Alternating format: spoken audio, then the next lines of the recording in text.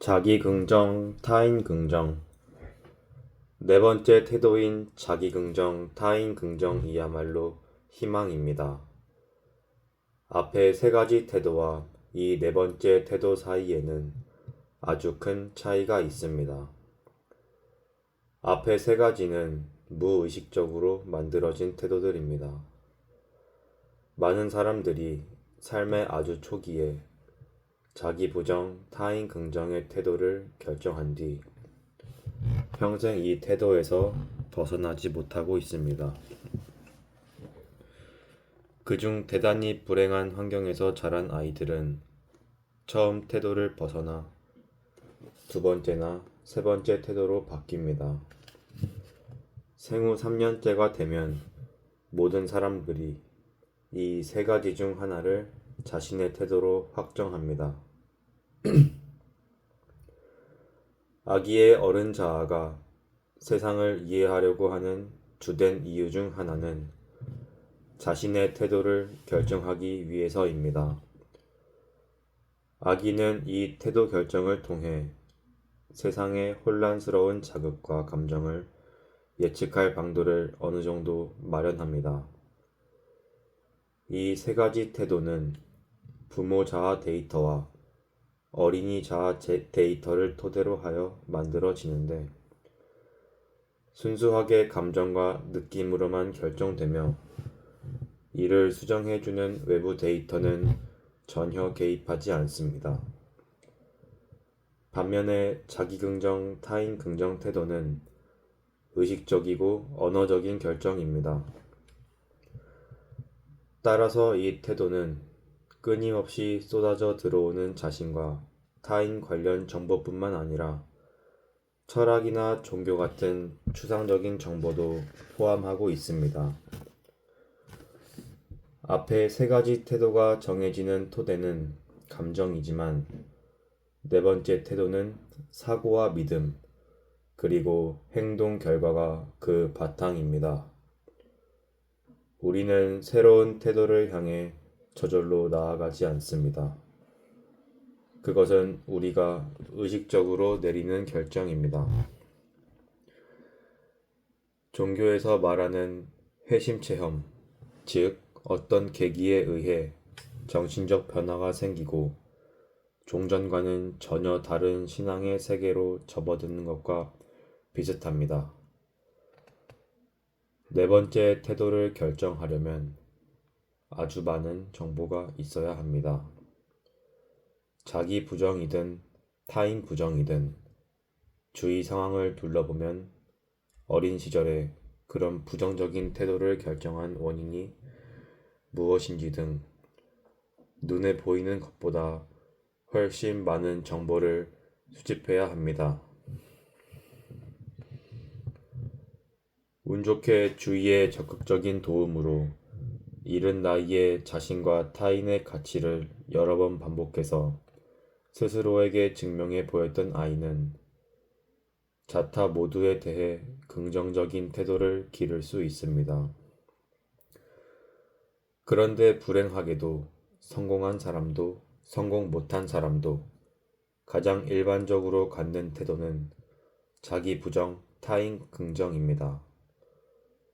그리고 이런 감정 태도를 다루는 가장 흔한 방법이 심리게임입니다. 에릭 번은 게임을 이렇게 정의했습니다. 미리 정해져 있으며 예측 가능한 결과로 나아가는 일련의 이면적이고 상호 보완적 교류. 다시 말해 진정한 동기는 감춘 채 겉으로만 그럴듯하게 포장한 상태로 반복해서 벌이는 교류를 의미한다. 좀 더 쉽게 설명하자면 어떤 감정이나 속임수가 있는 일련의 행동을 말한다. 이런 심리 게임의 기원은 아이들의 단순한 놀이에서 쉽게 찾을 수 있습니다. 가령 3살배기 아기가 또래 아이에게 내 것이 네 것보다 더 좋아 라고 말하는 장면과 흡사한 이런 게임을 하면서 인간은 자기 부정이라는 무거운 짐을 잠시나마 내려놓습니다. 이 경우 자기 부정, 타인 긍정의 태도가 3살배기 아이에게 어떤 의미가 있는지 잊지 말아야 합니다. 자기 부정은 이런 뜻입니다. 내 키는 60cm 밖에 안 돼. 나는 약해서 나 자신을 보호할 수 없어. 나는 지저분한 데다 워낙 어설퍼서 제대로 하는 게 없어. 그게 어떤 기분인지 설명하고 싶지만 난 말을 할 줄 몰라. 반면에 타인 긍정은 이런 의미입니다. 키가 180cm인 당신은 강해. 당신은 항상 옳고 또 항상 답을 알고 있어. 또 당신은 똑똑해. 나를 살리거나 죽일 수도 있고 나를 때리거나 상처 입힐 수도 있어. 하지만 그래도 당신이 옳아. 그렇지만 아이는 이런 부당한 상황에서 벗어날 기회를 놓치지 않습니다. 더 큰 아이스크림 접시를 차지하고 새치기를 하며 누나의 실수를 비웃고 어린 동생을 때리며 고양이를 걷어차고 장난감을 더 많이 차지합니다.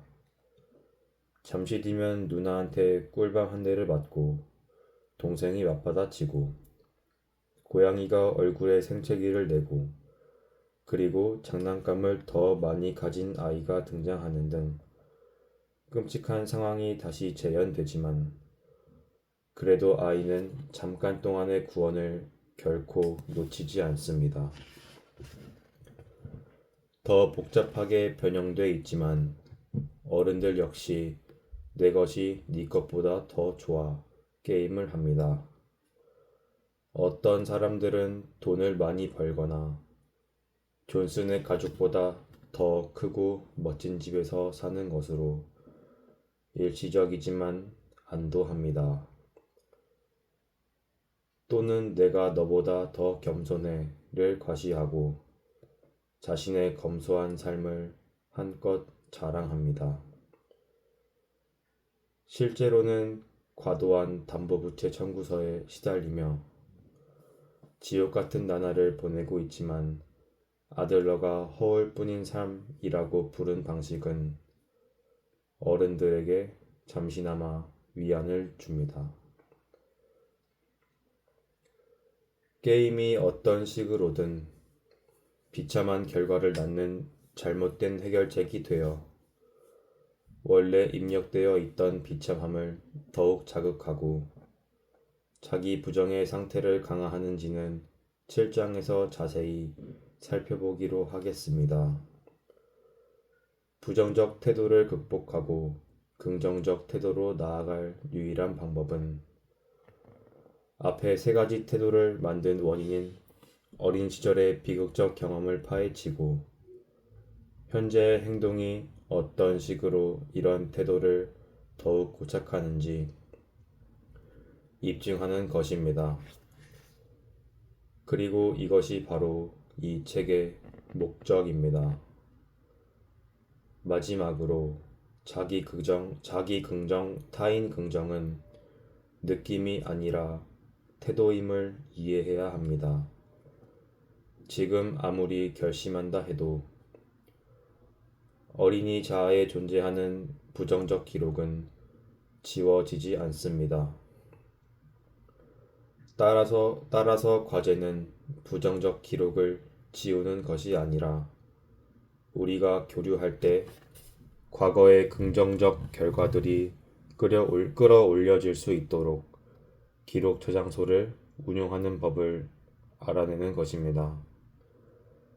긍정적 결과란 확률 예측에 성공했던 기록, 즉 부모 자아나 어린이 자아가 아니라 어른 자아의 데이터에 따라 적절하게 행동해서 성취를 했던 경험, 이성적으로 타당한 윤리 개념에 따라 행동했던 기록 등을 의미합니다.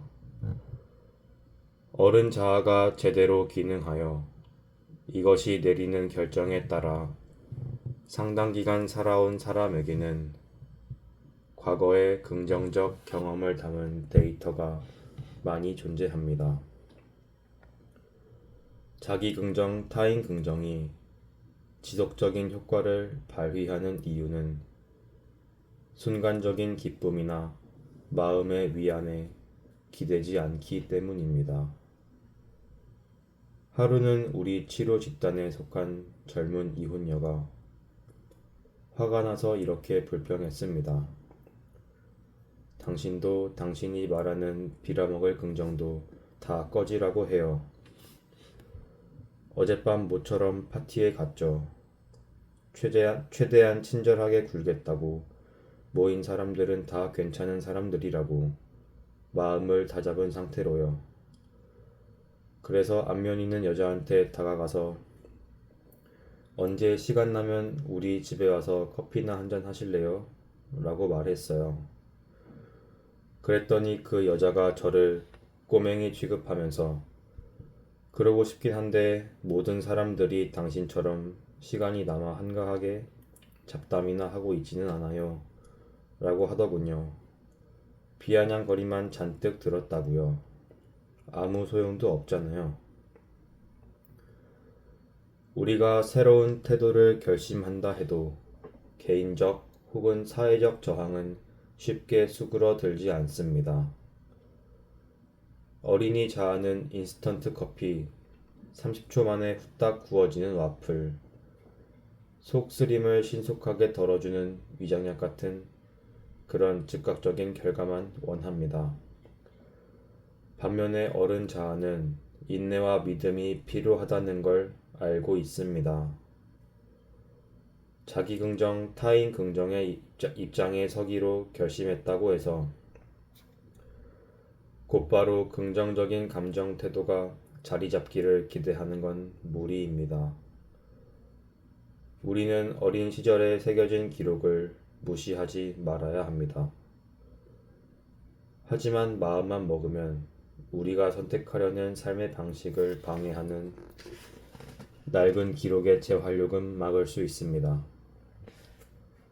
어른 자아는 어린이 자아의 반응을 미리 예견할 수 있고 미리 막을 수 있기 때문입니다. 그리고 이렇게 꾸준히 노력하다 보면 언젠가는 완전히 새로운 결과, 새로운 행복이 우리 앞에 펼쳐질 것입니다. 이제부터 이런 태도 변화가 어떤 결과를 불러일으키는지, 그리고 어떻게 해야 태도를 바꿀 수 있는지 살펴보기로 하겠습니다.